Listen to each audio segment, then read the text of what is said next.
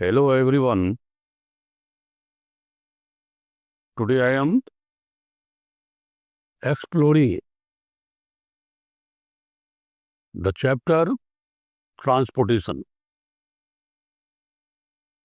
as prescribed in the syllabus of class 10th NCERT. Transportation. As you know, definition of transportation: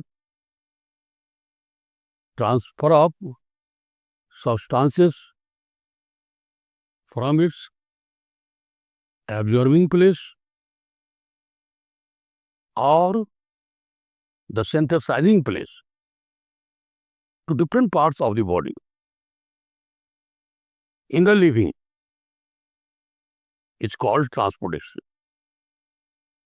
पदार्थों का उसके निर्माण स्थल और उसके अवशोषण स्थल से जीवों के शरीर में के प्रत्येक भाग में जाने की जो क्रिया है वह ट्रांसपोर्टेशन कहलाता है।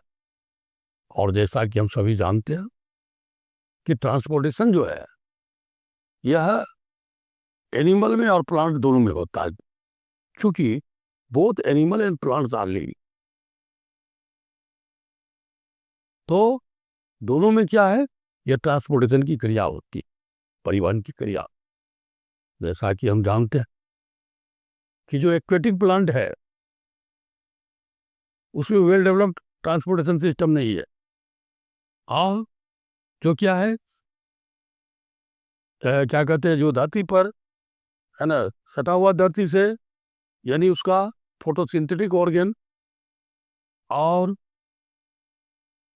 फिर क्या है उसका रूट्स, ये दोनों एकदम समीप में है, उसमें ट्रांसपोर्टेशन सिस्टम की आवश्यकता नहीं है और उसमें वेल डेवलप्ड ट्रांसपोर्टेशन सिस्टम नहीं है। तो हायर प्लांट्स और एनिमल्स टेरेस्ट्रियल जो उसमें यह ट्रांसपोर्टेशन सिस्टम है और ट्रांसपोर्टेशन सिस्टम का विकास हुआ है। तो एनिमल्स में यह ट्रांसपोर्टेशन सिस्टम जो है वह क्या है, सर्कुलेटरी सिस्टम के रूप में। और यह सर्कुलेटरी सिस्टम है ना एनिमल्स में दो प्रकार का है। ये सर्कुलेटरी सिस्टम, ये दो प्रकार के हैं। एक हो गया ब्लड सर्कुलेटरी सिस्टम,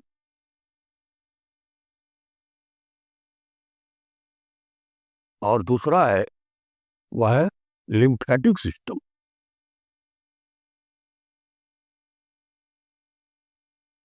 ये सभी एनिमल्स में, यानी हायर एनिमल्स की बात करते सब में। अब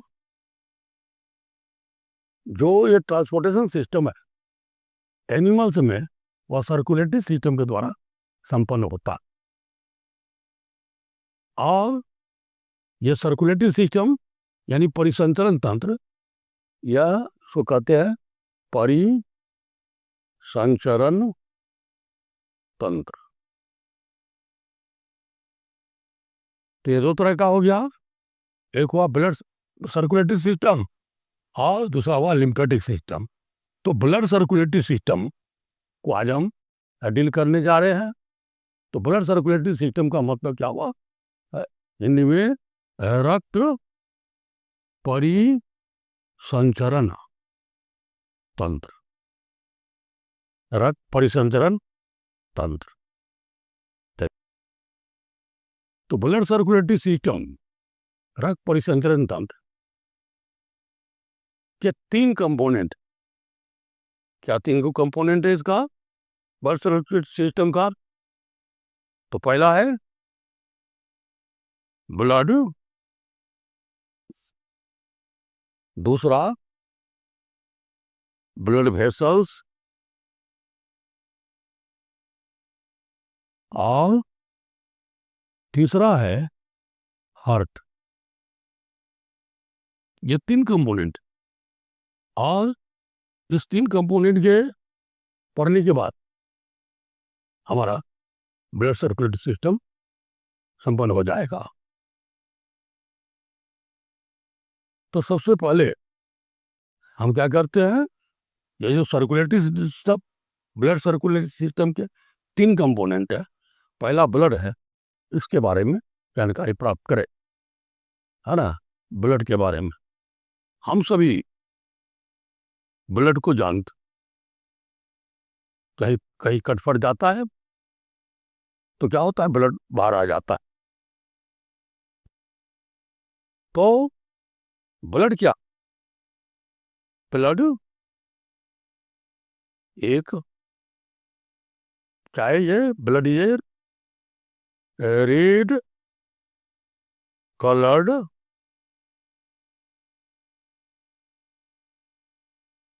fluid connective tissue,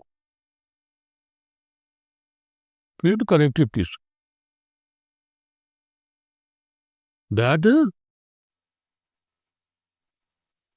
connects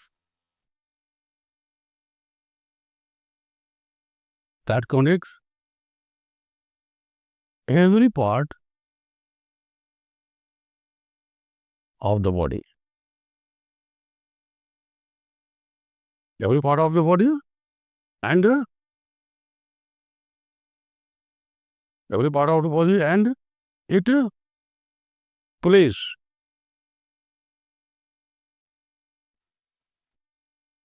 it plays the role of medium of transportation.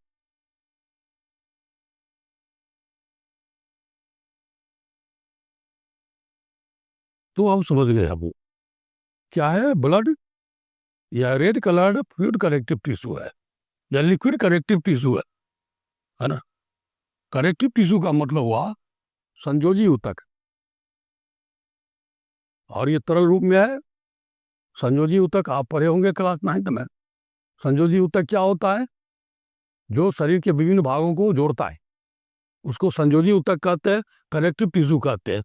Blood भी सारे शरीर के सभी भागों, सभी अंगों को जोड़ने का काम करता है, सभी कोशिकाओं को जोड़ने का काम करता है। अतः यह क्या है, कनेक्टिव टिश्यू है। और साथ ही बहुत ही इंपॉर्टेंट बात है कि ब्लड क्या है, एक मीडियम, रक्त क्या है, एक मीडियम है, किसका, ट्रांसपोर्टेशन का, एनिमल में। तो एक मीडियम का भी काम करता है, और यह शरीर को के सभी पार्ट को, अंगों को जोड़ने का भी काम करता है। ये ब्लड हो गया। अब ये ब्लड के दो कंपोनेंट होते, कौन कौन से दो कंपोनेंट होते हैं इसके, तो ब्लड के दो कंपोनेंट है। एक हो गया ब्लड प्लाज्मा, और दूसरा कंपोनेंट है इसका ब्लड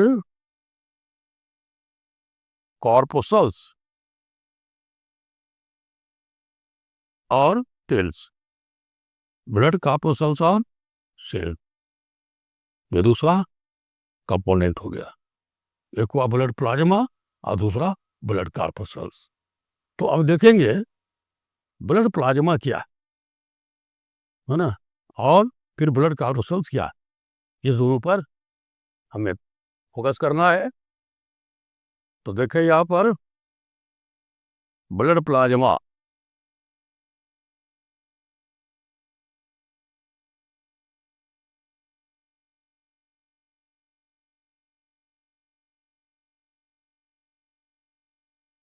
ब्लड प्लाज्मा क्या है, इट इज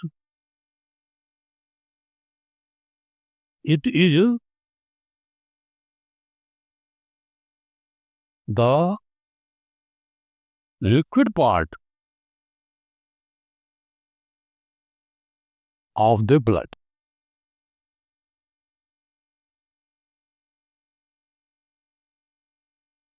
यह रक्त का तरल भाग है, लिक्विड पार्ट। और यह क्या है? Straw colour.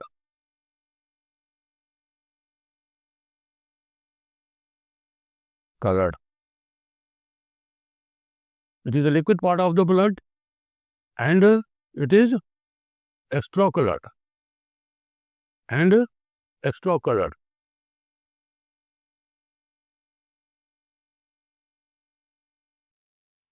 The blood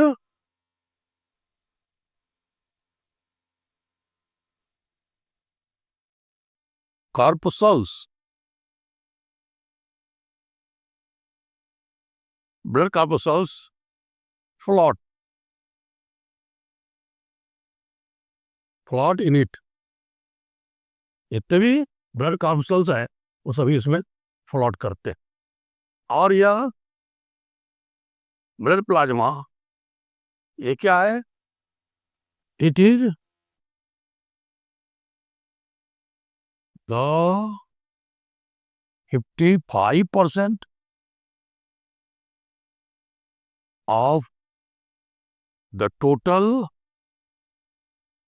blood volume of the body। यह शरीर के पूरे रक्त का 55% भाग है। यह तरल भाग है, लिक्विड पार्ट है। और यह क्या करता है? मुख्य रूप से ट्रांसपोर्टेशन का मीडियम बनाता है।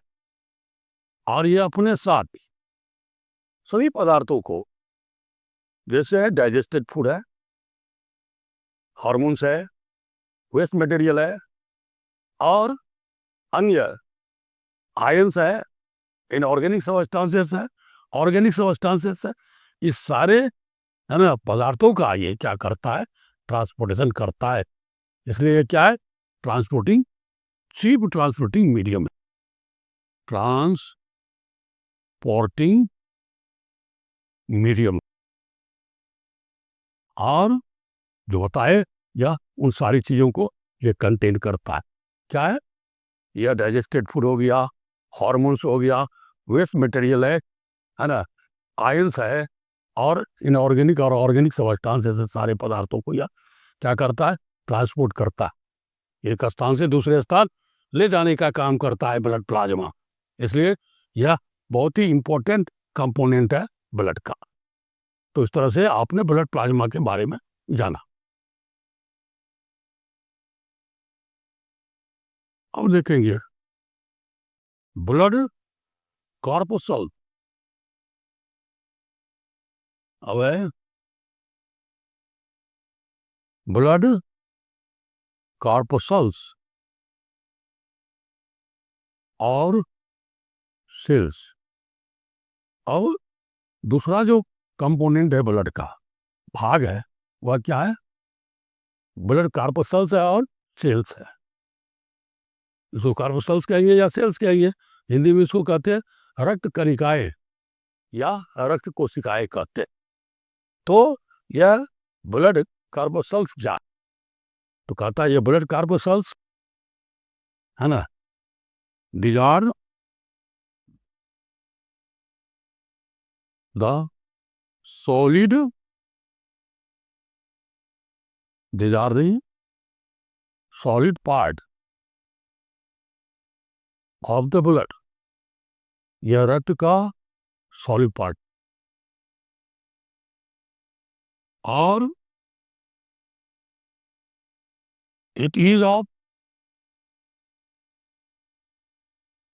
45% of the total blood volume।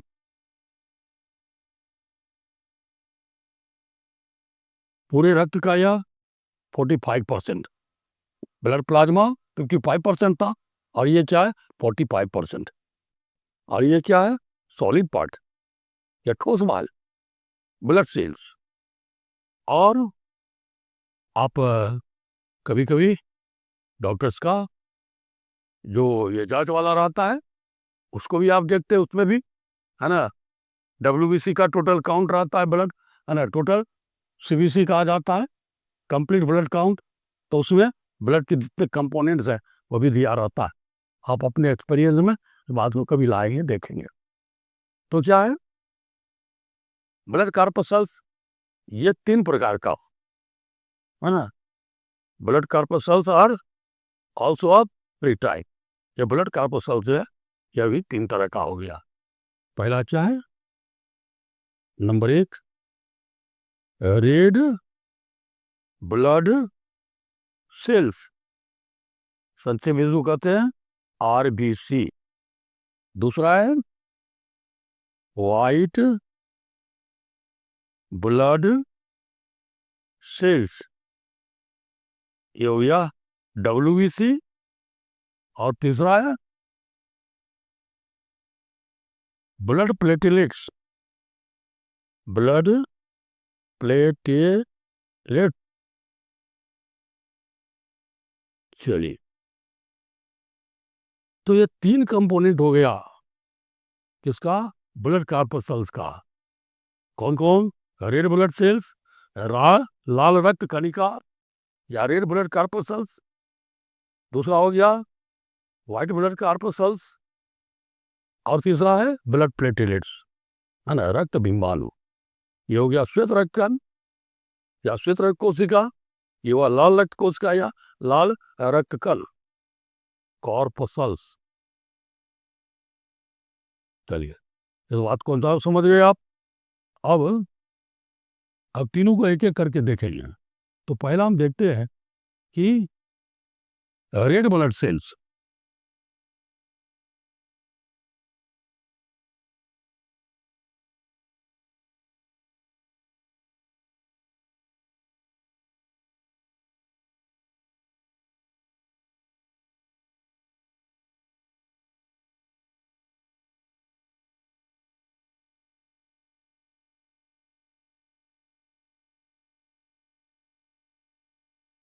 Red blood cells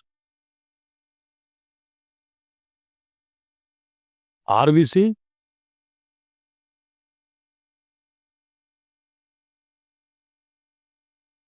देखिए ये क्या है, मोस्ट इंपॉर्टेंट, है ना, ब्लड कॉर्पस्कल्स। ये बहुत ही महत्वपूर्ण कॉर्पस्कल्स, लाल रक्त कणिकाएं। और ये लाल रक्त कणिकाएं क्या है, यह शेप में, इसकी जो रचना वह क्या है, यह शेप में कैसा होता है, बाई कॉनकेव होता है। यह शेप में बाई कॉनकेव होता है, ऊर्ध्वाधर। और फिर इसकी संख्या वैरी करती है, कितना, 4.5 मिलियन टू 5 मिलियन। यह 4.5 millions to 5 millions the number arranges, इसकी संख्या वैरी करता है। और फिर क्या है, वोमेन्स में ये कितना होता है, 4.5 मिलियन लगभग। और मेल में यह 5 मिलियन होता है। RBC की संख्या, नंबर्स ऑफ RBC।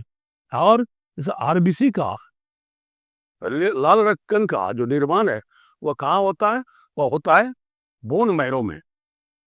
कहाँ पर, बोन मैरो, अस्थि मज्जा, बोन मैरो में इसे RBC का निर्माण होता है, ये नहीं बनता बोन मैरो में। और सबसे स्पेसिफिक बात है कि रेड ब्लड सेल जो होता है यह नॉन न्यूक्लिएटेड होता है, इसमें न्यूक्लियस नहीं होता। और यह रेड ब्लड सेल्स एक महत्वपूर्ण, है ना, रेड कलर पिगमेंट कंटेन करता है। और उस रेड कलर पिगमेंट का नाम क्या है, उसका नाम है हीमोग्लोबिन। उसका नाम है हीमोग्लोबिन। इसमें दो पार्ट हो गया, हीम है आयरन कंटेनिंग सब्सटेंस है, और ग्लोबिन क्या है, ग्लोब्यूलिन प्रोटीन। तो इसे मतलब आयरन और प्रोटीन से बना हुआ ये कंपाउंड है हीमोग्लोबिन। और ये हीमोग्लोबिन क्या करता है, तो ये हीमोग्लोबिन एक तरफ ब्लड का रंग जो है यह रेड करता है, it gives the red, it gives the red colour to the blood, blood को यह रेड कलर प्रदान करता है। दूसरा क्या है, यह रिस्पिरेटरी गैसों का ट्रांसपोर्टेशन करता है ना, इट ट्रांसपोर्ट्स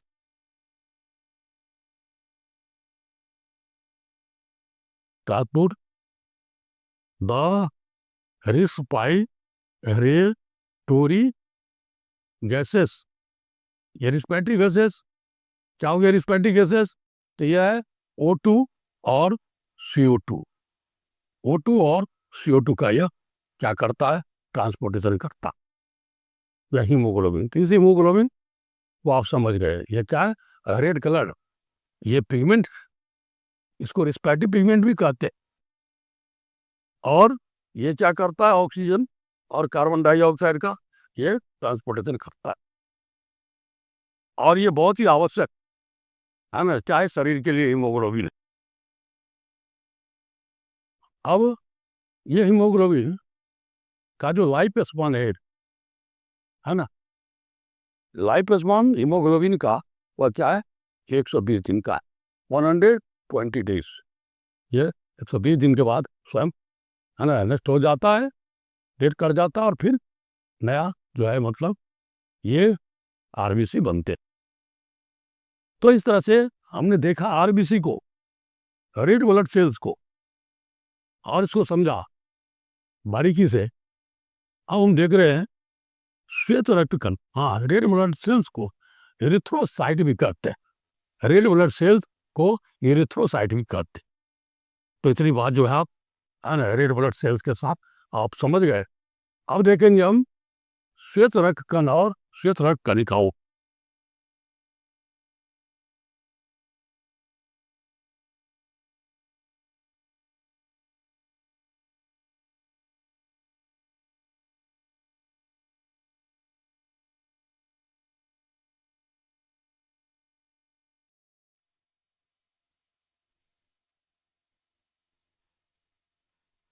WBC देखिए क्या है, WBC स्मॉलेस्ट है ना, ब्लड कॉर्पसल्स, ये क्या है, फ्रेगमेंट्स ब्लड कॉर्पसल्स और सेल्स। और क्या है, it is the most important blood cells, it है ना, it's number ranges from 6,000 to 14,000, number ranges 6,000 to 14,000 in per cubic mm of blood।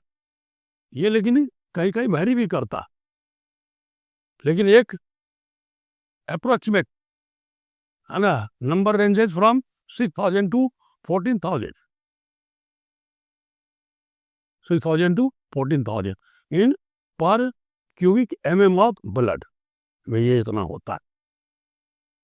और क्या करता है ये, सबसे बड़ा काम है इसका कि यह फाइट करता, इट फाइट्स अगेंस्ट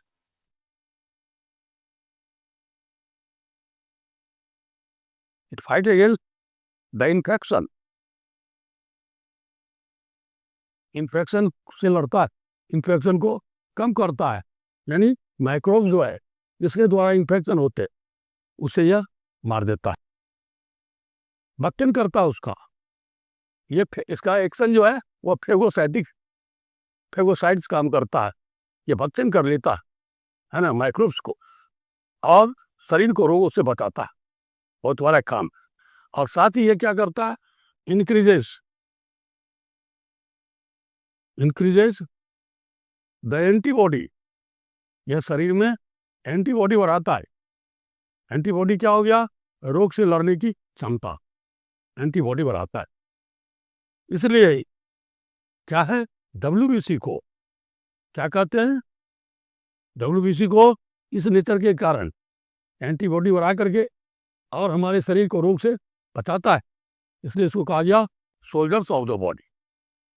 शरीर का यह एक सैनिक, जो सैनिक है, तो शरीर पर जो इन्वेशन होता है, आक्रमण होता है माइक्रोब्स का या माइक्रोबियल इन्फेक्शन का, उसको यह नष्ट कर देता, माइक्रोब्स को यह भक्षण कर लेता है।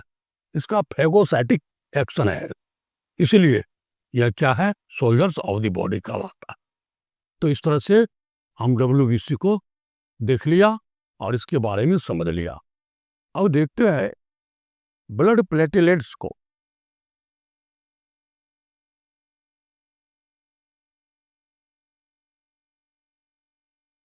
तीसरा कंपोनेंट है या तीसरा ब्लड कार्पस्कल्स है, वो क्या है, ब्लड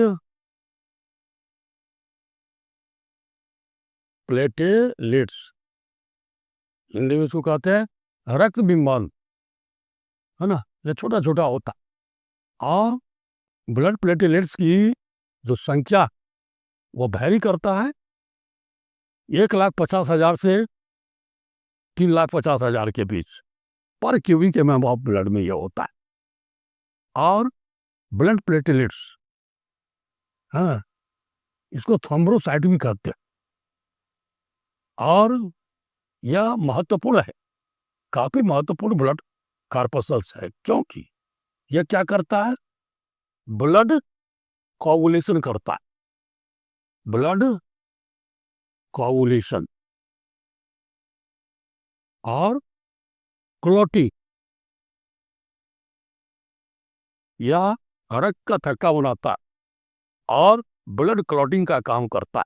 तो ये रक्त को, है ना, क्लॉट करता है, जमा देता है, ताकि ब्लड का जो चाहे मूवमेंट है ना, इवर फ्लोइंग, वह रुक जाए। हम देखते हैं कभी कभी ब्लड हमारा कट जाता है, स्किन, ब्लड निकलता है, और जिसका ब्लड क्लॉटिंग टाइम लंबा होता है, क्या होता है, उसको अधिक समय तक ब्लड जो फ्लो करता है। तो इसलिए ब्लड क्लॉटिंग टाइम होता है, और इसका कम होता है, उसको क्या होता है, ब्लड अधिक बहने से, है ना, वह रुक जाता है। तो यह ब्लड प्लेटलेट्स क्या करता है, ब्लड कोगुलेशन का काम करता है। और ब्लड का कोगुलेशन कैसे होता है, क्लॉटिंग कैसे होता है, यह जो है अगले वीडियो में बताया जाएगा। तो इस तरह से हमने देखा, अभी इस तरह से हमने देखा, है ना, ब्लड के संगठन को, रक्त के संरचना को,